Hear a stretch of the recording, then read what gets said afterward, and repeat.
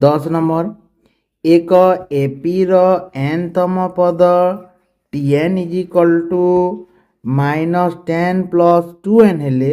यार साधारण अंतर केते साधारण अंतर के आम इंग्राजी डी बोलिक कहसूँ तो small letter d is equal to हेसी t2 माइनस t1 तो आम इनू काना करमा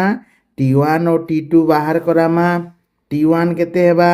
एन जगह नु 1 लिखमा -10 जोग 2 के 2 समान -10 जोग 2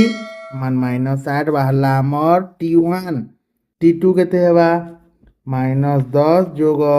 एन जगह नु 2 लिखमा 2 गुणन 2 -10 जोग 4 समान -6 इ -6 नु -8 के विजोग करमा जेते बाहरबा सेते होचे आमर डी बा साधारण अंतर -6 -8 माइनस माइनस प्लस हो -6 प्लस 8 8 नु 6 गले 2 8 नु 6 गले केते बाहरला 2 तो आमर उत्तर होचे सी 2।